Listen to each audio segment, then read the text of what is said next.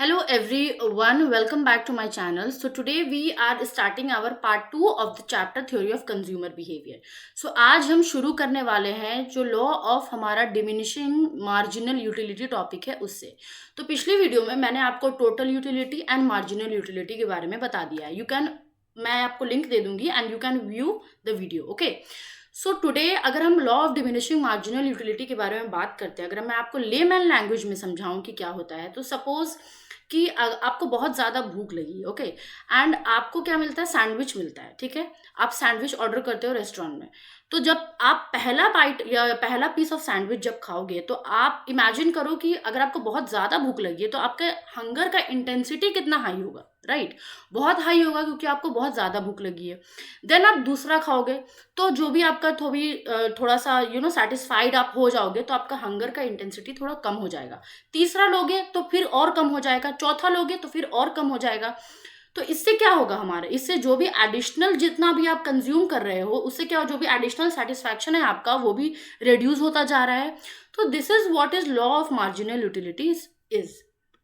So what is law of diminishing marginal utility states that marginal utility from consuming each additional unit of a commodity declines as its consumption increases. ठीक है, जैसे जैसे हम एक कोई भी commodity को कंज्यूम करते रहते हैं तो वो जितना हमें एडिशनल यूनिट को हम जैसे जैसे कंज्यूम कर रहे हैं तो उसका जो भी मार्जिनल यूटिलिटी है, जो एक्स्ट्रा सेटिस्फैक्शन हमें मिल रहा है, वो डिक्लाइन होता जाता है. ठीक है, so this is what is law of diminishing marginal utility.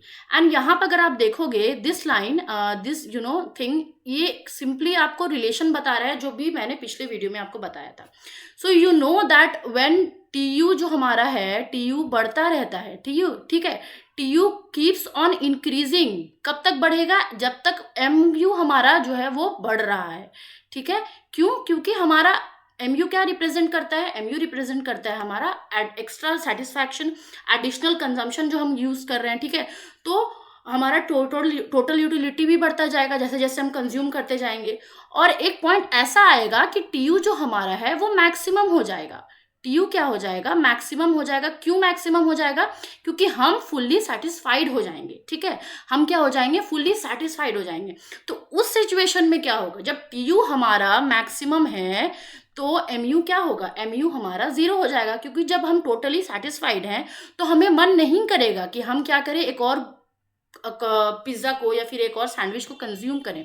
But still अगर हम फिर भी कंज्यूम करते हैं तो क्या होगा? TU starts falling and MU जो होगा वो नेगेटिव होता जाएगा. ठीक है, I hope this is clear till here. Okay, now let's move to our next topic, that is derivation of demand curve in case of single commodity. You have to look here for the keyword single commodity. जब आप single commodity के बारे में बात करते हो तो वो कैसे हम डिराइव करते हैं. ठीक है, डिमांड कर्व को कैसे डिराइव करते हैं ना. आपके दिमाग में ये क्वेश्चन आया होगा, ऑल्दो आपने ये, आई रियली थिंक कि आपने ये 11th-12th में अपने पढ़ा ही होगा डिमांड के बारे में, डिमांड कर्व के बारे में. तो what is here the demand curve and the single commodity जो भी हम डिस्क्राइब कर रहे हैं. तो हम इस लाइन से हमें ये पता चल रहा है कि हम सिंगल कमोडिटी की मदद से हम डिमांड कर्व को डिराइव कर सकते हैं.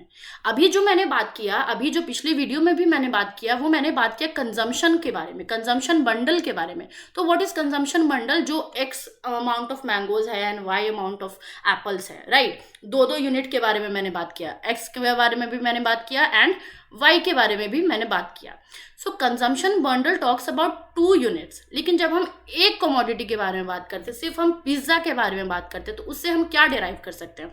उससे हम डिराइव कर सकते हैं डिमांड कर्व, एंड उसी को हम पढ़ेंगे आज. ठीक है, सो ऊपर में हमने बात किया cardinal utility analysis, that tells that utility, the satisfaction is measured in numbers. ठीक है, so cardinal utility analysis can be used to derive demand curve for a commodity. जब भी हम कार्डिनल यूटिलिटी के बारे में बात करते हैं, हम बात करते हैं कि जो भी हमारा सेटिस्फैक्शन है वो हम नंबर्स में कर सकते हैं. And very important point I want to say is कि कार्डिनल यूटिलिटी, जब भी हम यूटिलिटी को बोलते हैं तो उसको हम मेजर कैसे करते हैं? What is the unit of utility? You need to know this. The unit of utility is utils. What is it? It is utils. Okay, I am just writing it down. Utils है ये. ठीक है, the unit of utility. हम ये नहीं बोलेंगे कि हमें 50 ग्राम्स ऑफ यूटिलिटी मिला है, हम बोलेंगे हमें 50 यूटिल्स ऑफ यूटिलिटी मिला है। Okay, if you talk in the terms of cardinal utility analysis.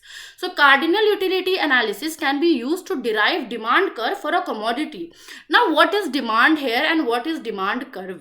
ठीक है, अगर हम सिंपल वर्ड्स में समझें डिमांड क्या होगा, तो जितना किसी भी चीज़ का मांग ज़्यादा है वो डिमांड है, राइट। हम जितना भी किसी चीज़ को ज़्यादा पसंद कर रहे हैं या फिर उसको खरीदना चाहते हैं, इसका मतलब वो डिमांड उसका ज़्यादा है, उसका मांग ज़्यादा है। बेसिकली डिमांड मतलब मांग।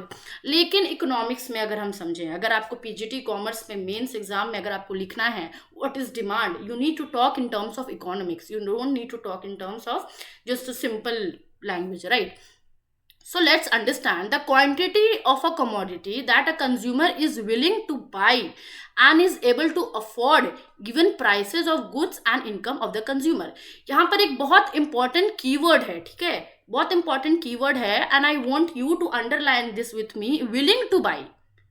Willing to buy का मतलब है कि वो खरीदना चाहता है and is able to afford, और वो खरीद सकता है। Okay, you have to understand this. वो खरीदना चाहता है एंड वो खरीद भी सकता है।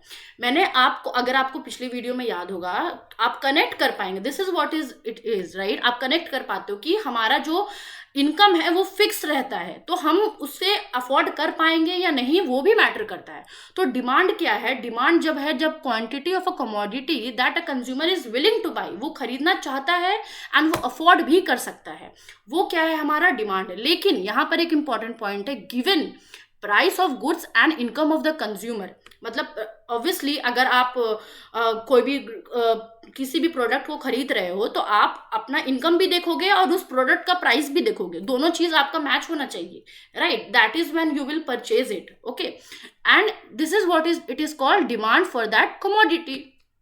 I hope you understood it. I'm trying to make it understand in a very simple language.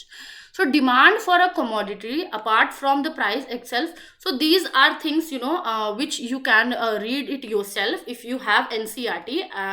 Just download your chapter, NCERT chapter, and you can easily get it on the NCERT website. So यहाँ पर कुछ factors ऐसे हैं जो demand को persuade करते हैं। जैसे कि अगर मैं बोलूँ कि मुझे दो चीज़ मेरे सामने है, एक तो मेरे सामने है कि एक आइसक्रीम है और एक पिज्ज़ा है, राइट। तो मैं एक चीज़ को मुझे लेना है, मैं एक ही चीज़ के बारे ले सकती हूँ, क्योंकि यहाँ पर हमारा जो बात हो रहा है वो सिंगल कमोडिटी के बारे में बात हो रहा है। I am not talking about both the things. एक चीज़ मैं ले सकती हूँ, तो मैं दोनों में से कौन सा चीज़ लूँगी? मेरे पास क्या है? मेरे पास पिज़्ज़ा है एंड मेरे पास है ice cream. Okay, I am just writing it down so that I hope you understand. तो मैं कौन सा दो चीज़ लूँगी, ये किस पर डिपेंड करेगा? ये अगर एक जनरल पॉइंट ऑफ व्यू से मैं देखूँ, एज अ कंज्यूमर के पॉइंट ऑफ व्यू से, तो मैं वो चीज़ खरीदूंगी जिसका प्राइस ऑब्वियसली कम हो, जो मेरे हिसाब से मुझे बेनिफिट दे, जिससे मैं ज़्यादा डिमांड कर सकूँ, मतलब ज़्यादा क्वांटिटी में मैं खरीद सकूँ। तो these are some things, these are some points, these are some factors that differentiates or that determines कि कब हम उस commodity को डिमांड कर सकते हैं.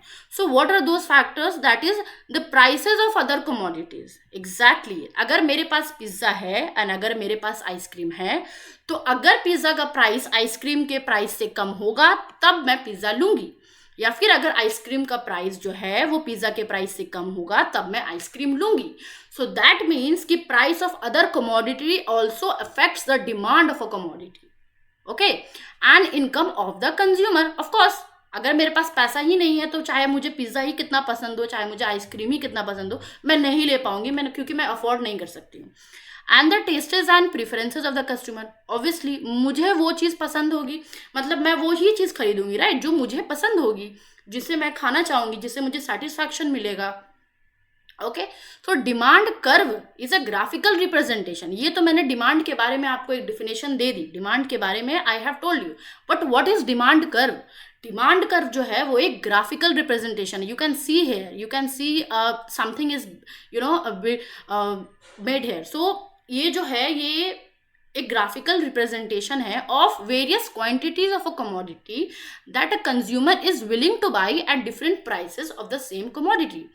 ये ग्राफिकल रिप्रेजेंटेशन है, मतलब यहाँ पर ये जो आप इतने सारे नंबर्स देख रहे हो ना, ये इतने सारे 10, 20, 30, 40, 50, ये क्वांटिटी को बताता है। एंड ये सपोज मान लो कि ये हम पिज्जा के बारे में बात कर रहे हैं, ठीक है, हम क्या किसके बारे में बात करें, क्योंकि we are talking about a single commodity है, हम 2 कमोडिटी को नहीं लेते हैं, हम एक ही को लेते हैं। सो अगर हम पिज्जा के बारे में बात करें तो ये जो भी आपको दिख रहा है, ये पिज्जा की क्वांटिटी दिख रही है। जैसे 10 पिज्जा, 20, 30, 40, 50, 60, 70, ये क्वांटिटी है। एंड ये प्राइस है, 10 रुपये है, 20 रुपये है, 30 रुपये है, 40 रुपये है, 50 रुपये।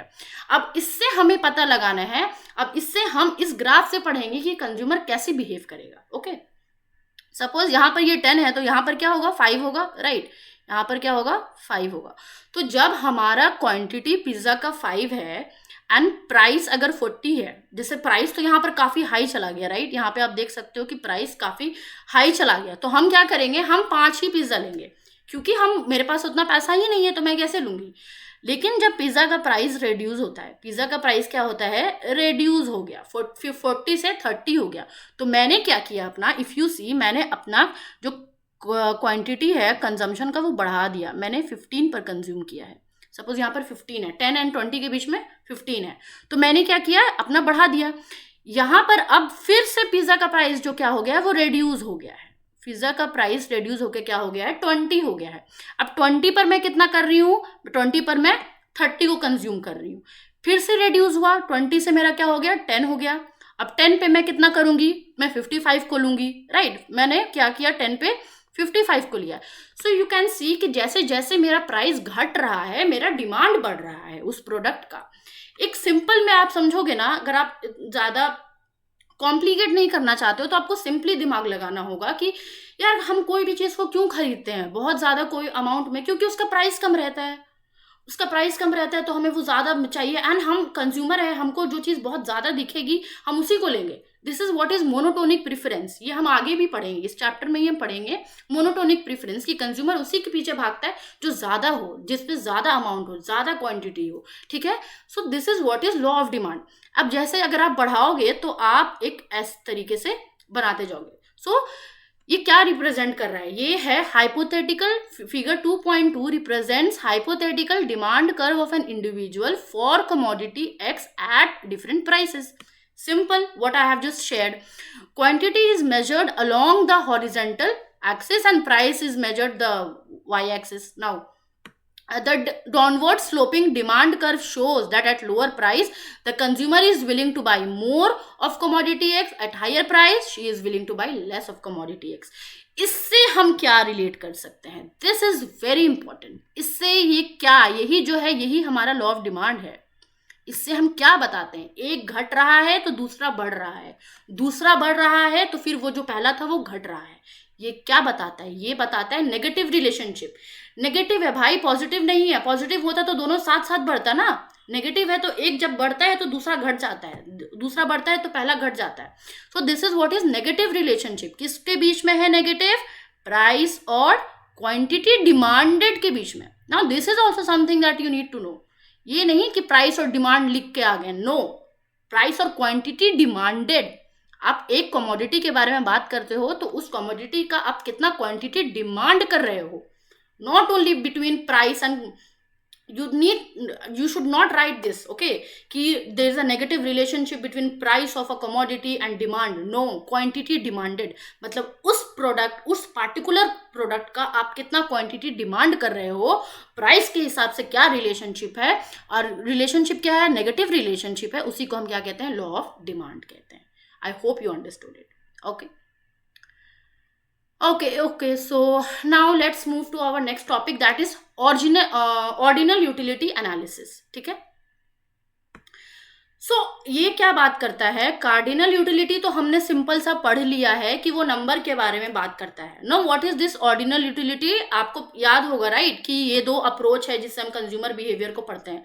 तो ऑर्डिनल यूटिलिटी हमारा क्या करता है कि ये नंबर को रिप्रेजेंट नहीं करता है। ना वाई, क्योंकि हमारे पास कार्डिनल यूटिलिटी है तो हम ऑर्डिनल क्यों, हमें क्यों पढ़ना चाहिए, क्योंकि कार्डिनल यूटिलिटी में एक मेजर ड्रॉबैक ये है कि वो क्वांटिफाई कर देता है। आपने बुक में तो पढ़ लिया कि ठीक है हम 50 यूटिल्स ऑफ सेटिस्फैक्शन हमें मिला है, बट कभी आपने क्या रियल लाइफ में ये बोला है कि हम मुझे एक शर्ट पहनने पे या मुझे एक ऑरेंज खाने पे मुझे 50 यूटिल्स ऑफ सेटिस्फैक्शन मिला है? कभी बोला है आपने? नहीं बोला है। यार मैं बहुत सेटिस्फाइड हूँ या मुझे बिल्कुल सेटिस्फैक्शन नहीं हुआ। This is something which we talk, right? क्योंकि देखो यहाँ पर लिखा है कि cardinal utility analysis is simple to understand but suffers from a major drawback in the form of quantification of utility in numbers. In real life, we never express utility in form of numbers. Utility को हम कभी numbers में measure नहीं करते हैं। Understood? Utility को हम कभी नंबर में मेजर नहीं करते हैं। हम क्या करेंगे? हम रैंक करेंगे। हम क्या करेंगे? हम रैंक करेंगे। अगर दो चीज़ है तो मैं ये रैंक करूँगी। अगर मैं किसी रेस्टोरेंट में जाती हूँ तो मैं रैंक करूँगी कि पहले मैं ये खाऊंगी, फिर मुझे बहुत ज़्यादा भूख लगी है तो चलो आज डिलीशियस कुछ खाते हैं, जैसे कि कुछ भी एग्जाम्पल आप ले सकते हो अपने हिसाब से। फिर मैं दूसरे में रैंक करूँगी कि अच्छा ठीक है उसके बाद अब ये खाएंगे, उसके बाद अब ये खाएंगे। सो this is how it is. हम रैंक करते हैं अपने प्रेफरेंस को, हम उसे नंबर में नहीं बताते हैं। In other words, the consumer does not measure utility in numbers, though she often ranks various common consumption bundles. Exactly what I said. Okay. So यहाँ पर एक हमें बताया गया है इंडिफरेंस कर्व के बारे में। अभी हमने ऊपर पढ़ा, इस चैप्टर में आपको बहुत सारी अलग अलग इंपॉर्टेंट चीज दिखेंगी and you need to understand everything. So अभी हमने ऊपर में क्या पढ़ा? हमने पढ़ा डिमांड कर्व के बारे में। अब आप सोचोगे कि मैम ये इंडिफरेंस कर्व क्या है? ये इंडिफरेंस कर्व अब कहाँ से आ गया? ये तो सेम डिमांड कर्व के जैसा लग रहा है, but no, this is not demand curve. अगर आपने ऊपर में ध्यान से देखा होगा, if you have seen this, आपने देखा होगा कि ये सिंगल कमोडिटी का है। यहाँ पर ये प्राइस को रिप्रेजेंट कर रहा है, यहाँ पर ये क्वांटिटी को रिप्रेजेंट कर रहा है ऑफ व्हाट? ऑफ पिज्जा जो मैंने लिया था, मतलब एक कमोडिटी को।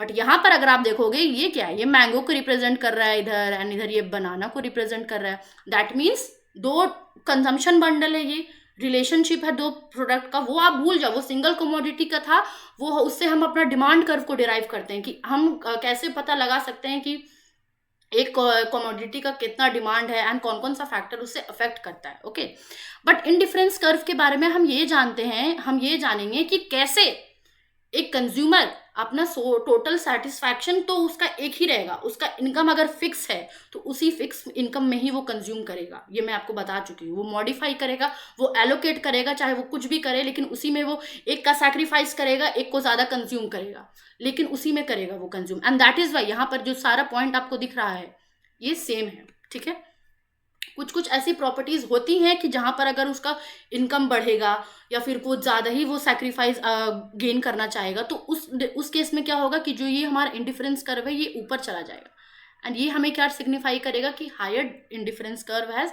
Higher level of satisfaction. ये प्रॉपर्टीज है which we will read later. Okay, so for now indifference curve, अगर हम इंडिफरेंस के बारे में बात करें, इंडिफरेंस का मीनिंग ही ये होता है कि कुछ अलग नहीं है इसमें, सब सेम है। इंडिफरेंस है ये, सब सेम है इसमें। The consumer is said to be indifferent on the different bundles because each point of the bundles give the consumer equal utility. Utility मतलब satisfaction. Good, very good. This is how you need to remember the economic points. Utility मतलब satisfaction. So consumer is said to be indifferent on the different bundles because each point will give him the same utility. ठीक है, अगर मेरे पास जैसे कि बनाना है या फिर मैं एप्पल ले लूँ तो यहाँ पर क्या कर रहा है, अगर आप इस ग्राफ को समझोगे कि जैसे अगर मैं 9 बनाना कंज्यूम कर रही हूँ, ठीक है, अगर अगर मैं 15 मैंगो कंज्यूम कर रही हूँ, दिस रिप्रेजेंट्स मैंगो। सो अगर मैं 15 मैंगो कंज्यूम कर रही हूँ तो फिर उसके हिसाब से मैं एक बनाना ही कंज्यूम कर पा रही हूँ। ठीक है, अगर मैं 15 मैंगो कंज्यूम कर रही हूँ तो उसके हिसाब से मैं एक बनाना ही कंज्यूम कर पा रही हूँ। लेकिन अगर मैंने सोचा कि चलो यार बनाना काफ़ी कम हो गया है, मुझे थोड़ा सा बनाना खाने का भी मन है, तो मुझे क्या करना पड़ेगा? मुझे अपने मैंगो को रिड्यूस करना पड़ेगा, मुझे सैक्रिफाइस करना पड़ेगा। कितना सैक्रिफाइस करूँगी मैं? 15 से मैं 12 हो जाऊँगी, मतलब 3 मैंने सैक्रिफाइस किया। उससे मेरे को कितना का गेन होगा? मुझे 1 का गेन होगा। यहाँ पे 3 माइनस चला गया। ठीक है, 3 माइनस गया और 1 का क्या हो गया?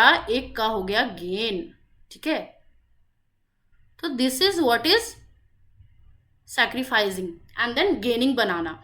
यहाँ पर फिर मुझे लगा कि यार थोड़ा सा और मैं बनाना को कंज्यूम करना चाहती हूँ, तो मैंने 12 से 10 कर दिया। दैट मीन्स कि मैंने 2 जो है वो फिर से सैक्रिफाइस कर दिया और उससे मुझे क्या मिला? 3।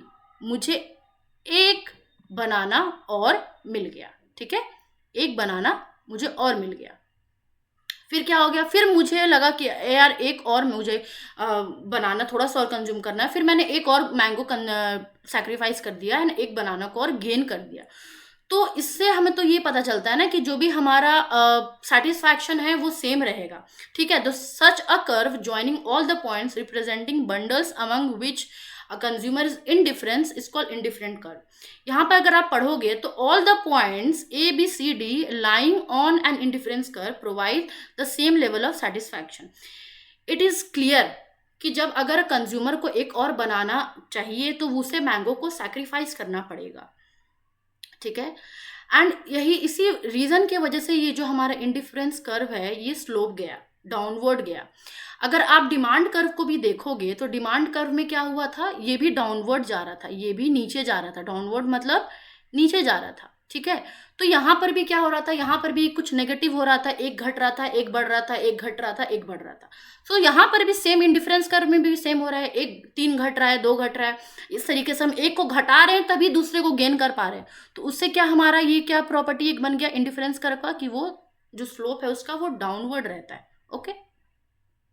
So these are all features. If you will read NCERT or if you are reading it with me, I'm assuming that, then you can just read it very well thoroughly. अगर जब हम इस चीज के बारे में हम बात करते हैं, जब हमने डिमांड के बारे में बात किया तो हमारा क्या हुआ, हमें क्या मिला, डिमांड कर्व मिला। लेकिन जब हम इंडिफरेंस कर्व के बारे में बात करते हैं कि वो कैसे स्लोप डाउनवर्ड होता है जब हम एक कमोडिटी को फॉरगो कर देते हैं दूसरे को कंज्यूम करने के लिए, तो वो उससे हमारा क्या बनता है, उससे हमारा एक नया चीज बनता है, नया एक डिफिनेशन हमारा आता है, that is marginal rate of substitution. Marginal rate of substitution, ऊपर में हमने पढ़ा marginal diminishing rate of utility, and यहाँ पर है मार्जिनल रेट ऑफ सब्स्टिट्यूशन। तो आपको इसको सिमिलर नहीं समझना है, दो थिंग्स आर वेरी डिफरेंट। वो एडिशनल कंजम्पशन के बारे में था एंड यहाँ पर हम सब्स्टिट्यूशन के बारे में बात कर रहे हैं। यहाँ पर इस कीवर्ड को पकड़ो, ये जो कीवर्ड है हमारा मार्जिनल रेट ऑफ सब्स्टिट्यूशन, ये कीवर्ड क्या कहता है कि जैसे जैसे हम एक कमोडिटी को कंज्यूम करेंगे, जैसे हम बनाना को अगर 2 कमोडिटी को एक साथ हम लेके चलते हैं तो हम एक तरीके से दोनों को एक दूसरे का सब्स्टिट्यूट मान रहे हैं। क्यों मान रहे हैं कि अगर हम एक को कंज्यूम घटा रहे हैं दूसरे को कंजम्पशन बढ़ा रहे हैं हम, राइट। तो हमें ये इस चीज से हमें ये पता चलता है कि जैसे जैसे हम amount of mango the consumer has to forgo in order to get a banana, her total utility level being the same. जब हम एक प्रोडक्ट को सैक्रिफाइस कर रहे हैं दूसरे को कंज्यूम करने के लिए, तो उससे हमारा क्या होता है, जो भी अगर टोटल यूटिलिटी हमारा सेम है तो वो हमारा क्या डिराइव होगा, उससे मार्जिनल रेट ऑफ सब्स्टिट्यूशन, ठीक है। In other words MRS is simply the rate at which the consumer will substitute bananas for mangoes so that her total utility remains the same. And यहाँ पर अगर आप देखोगे तो दिस इज वेरी इंपॉर्टेंट, ये again important thing है कि यहाँ पर आपको फॉर्मूला दिया है। Now what is this formula, delta Y divided by delta x.